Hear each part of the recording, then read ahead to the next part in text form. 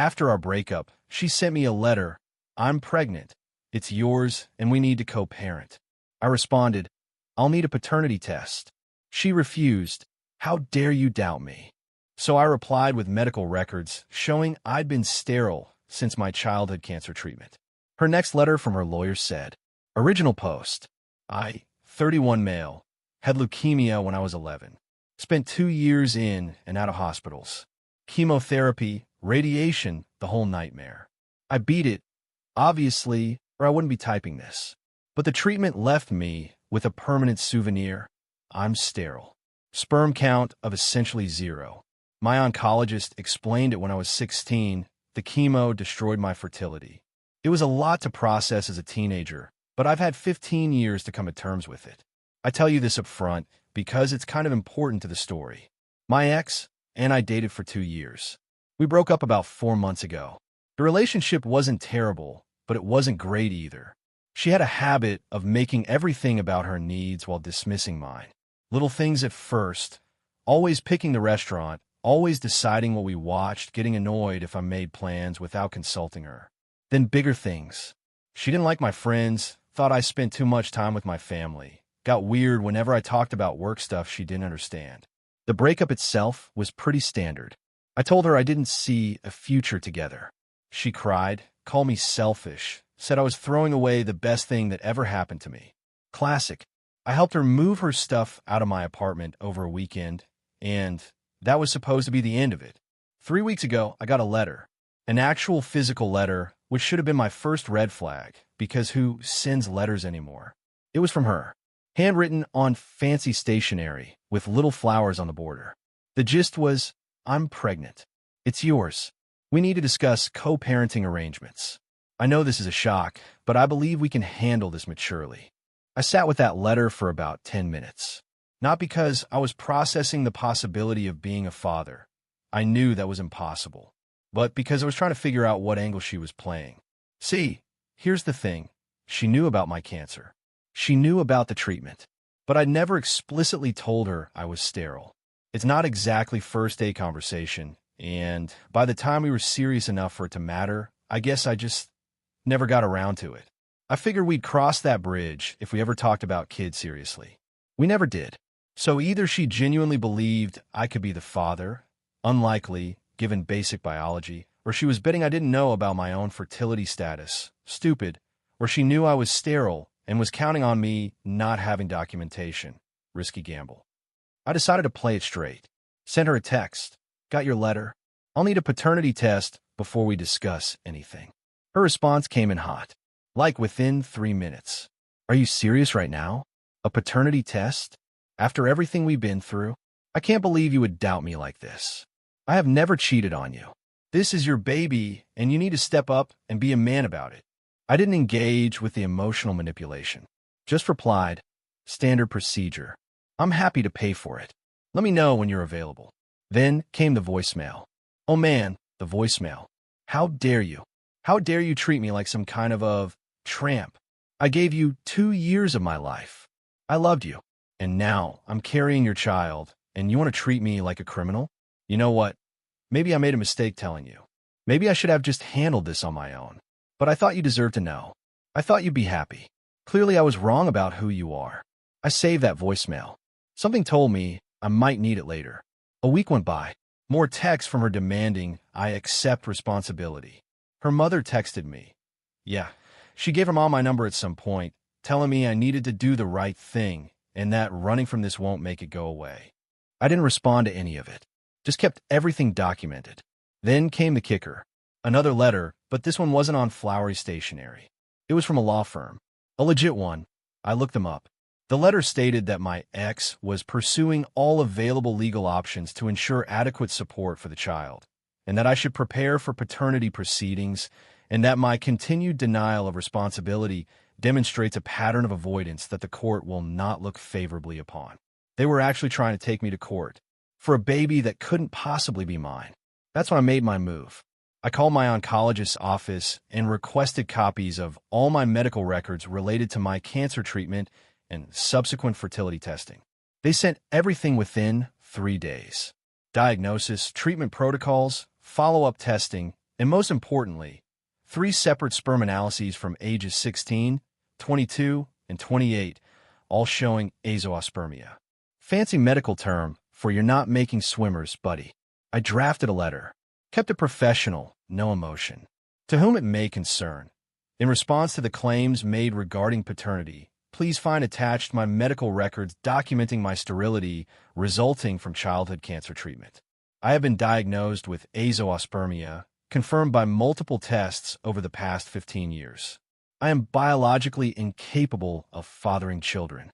I suggest your client identify the actual father of her child.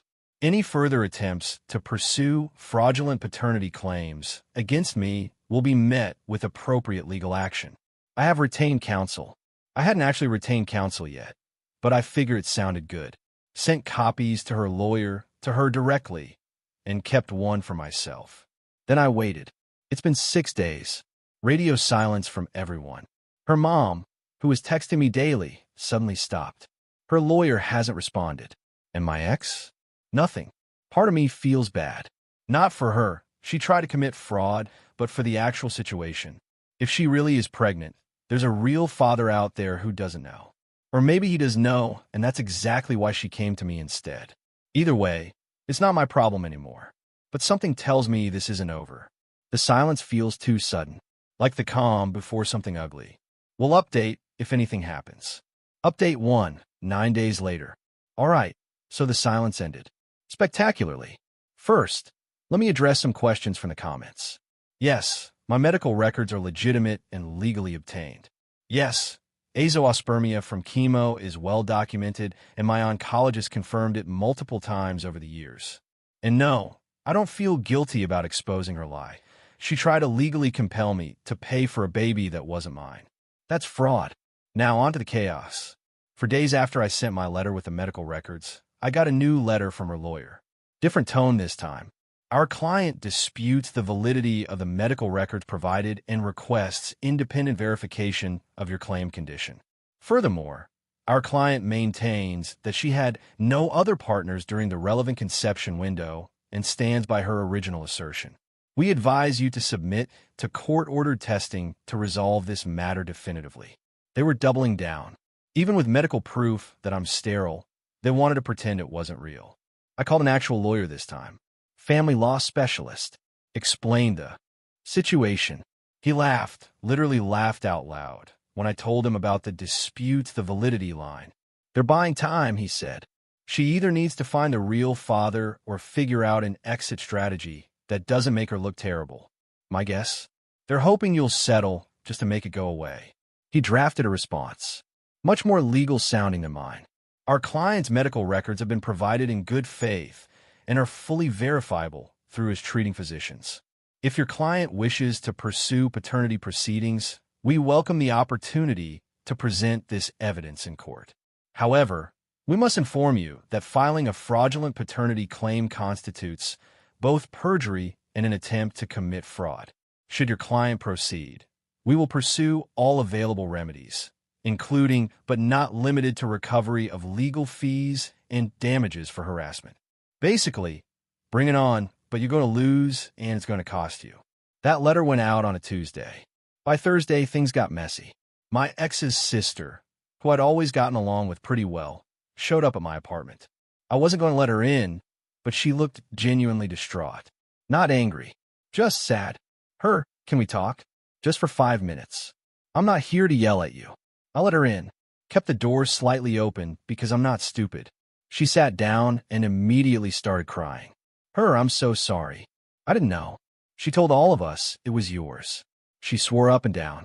My parents have been telling everyone they're going to be grandparents. My mom bought baby clothes already. Me, I understand this is awkward, but you know I can't be the father.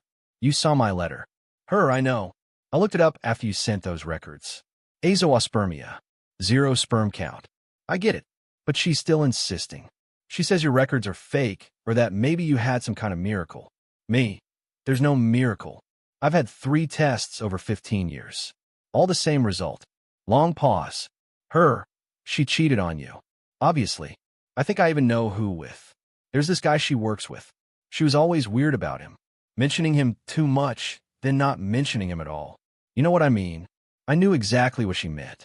I noticed the same thing, but convinced myself it was nothing. I confronted her about it this morning. She completely lost it. Started screaming about how everyone was against her and how you'd poisoned the family against her. Then she kicked me out of her apartment. Me? Why are you telling me this? Because, I don't know. I guess I feel like you deserve to know you're not crazy. And honestly, I'm furious at her.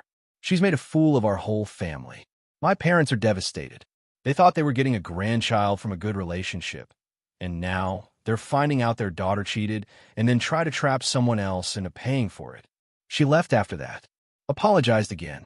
Said she'd understand if I never wanted to hear from any of them again. Honestly, I appreciated her coming by. It felt like the first honest conversation I'd had about any of this. But then came Friday. I got a call from my landlord. Apparently someone had contacted him claiming I was running an illegal business out of my apartment and that I was dangerous. He was calling to figure out what was going on.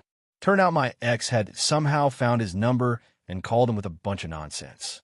Drug dealing, noise complaints, threatening behavior. None of it true. My landlord knew me for 3 years and didn't believe any of it, but he was obligated to follow up. Then Saturday, I got a text from a number I didn't recognize. Hey man, this is weird, but I think I need to tell you something.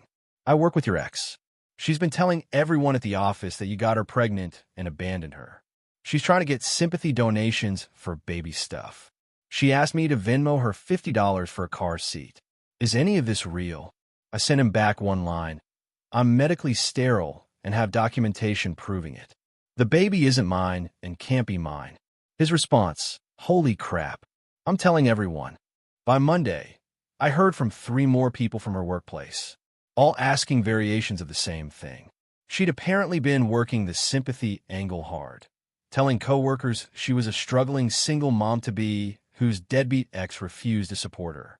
One of them sent me a screenshot of an email she'd sent to the entire department asking for hand-me-down baby items because the father abandoned me. I forwarded that to my lawyer. He added it to the pile.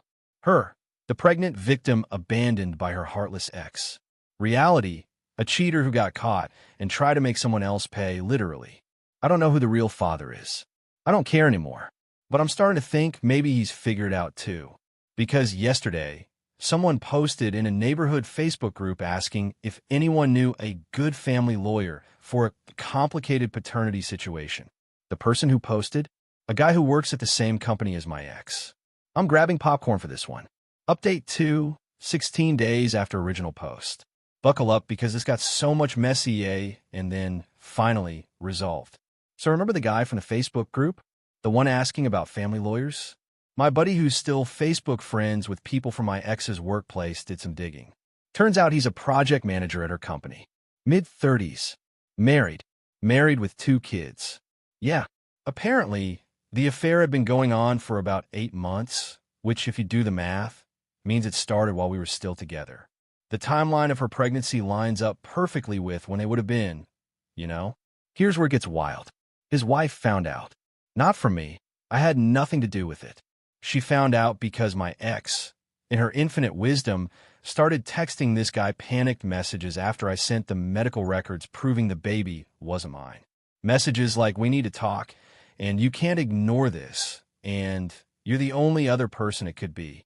He'd been ignoring her, just flat out not responding, hoping it would go away, which meant when his wife saw those messages on his phone, she had questions. I heard all this secondhand from the sister who visited me. She called me 3 days ago, sounding exhausted. It's all falling apart. The guy from her work, his wife called our mom, called our MOM, screaming about how her daughter destroyed a marriage, and now she's going to have to explain to her kids why daddy's moving out. Me, wait, he's actually leaving. His wife kicked him out. He's staying at some hotel. And here's the thing, he's furious at my sister. He's telling anyone who will listen that she told him she was on birth control, that she said the baby wasn't his, that she tried to pin on you first. He's making himself sound like a victim. Me, convenient. Right? They're both terrible. But now my sister's in full meltdown mode. The guy won't return her calls. His wife is threatening to sue her for alienation of affection or whatever, and half her coworkers won't even look at her anymore since word got out about the fake paternity thing. Me? What about the lawyer stuff? Is she dropping the case against me? Her. That's actually why I'm calling. She's not. Me, she's what? Her. She's doubling down. She told our parents that even if the baby isn't yours, you owe her emotional damages for publicly humiliating her by sending those medical records. She wants to sue you for defamation. I literally had to put the phone down for a second. Me. She wants to sue me for defamation because I proved her paternity claim was a lie. Her, I know. Believe me, I told her she's insane. My parents told her she's insane. Her lawyer apparently told her it won't work, but she's fixated on it. She keeps saying you ruined her life and you need to pay for it. I thanked her for the heads up and called my lawyer immediately. His take, she can file whatever she wants. It'll get thrown out. Truth is an absolute defense against defamation, and you have documented medical evidence that everything you said was true. If she actually files, we countersue for malicious prosecution and frivolous litigation. She'll end up owing you money. So I waited. Again, 2 days ago, I got what I'd been waiting for. A letter from her lawyer's office. Different letterhead this time. Looks like she switched firms, probably because the first one realized they were representing a losing case. The letter stated, "Our client has elected to discontinue pursuit of paternity claims against you. However, she maintains that your disclosure of her personal medical information, her pregnancy, to third parties constitutes a violation of her privacy. She is willing to forego further legal action in exchange for 1. A formal written apology, 2. A payment of $15,000 for emotional distress, and 3. A non-disclosure agreement preventing you from discussing this matter publicly. $15,000 and an apology for defending myself against fraud." I wrote the response myself. My lawyer cleaned up the language, but the content was all me. Your client initiated this matter by falsely claiming I was the father of her child and pursuing legal action based on that false claim. All disclosures I made were in direct response to her accusations and were necessary for my legal defense. Your client's pregnancy was disclosed by your client herself in the original letter she sent to me and in subsequent communications to my employer, my landlord, and multiple third parties where she portrayed herself as an abandoned pregnant woman. I made no public disclosures beyond providing truthful medical evidence to refute her false claims. Your demand is rejected in its entirety. Any further correspondence of this nature will be treated as harassment. Should your client file any additional frivolous claims, I will pursue all available legal remedies, including recovery of fees and damages. This matter is closed. My lawyer added some extra legal language and sent it off. That was yesterday. This morning, I woke up to a text from her mother. The same woman who'd been demanding I do the right thing weeks ago. "I owe you an apology. I believe my daughter without question, and I said things I shouldn't have. I now know the truth. I hope you can move forward with your life. Please don't respond to this. I just needed to say it." I didn't respond, but I screenshot it for the file. As of right now, the situation is this. My ex is pregnant with her coworker's baby.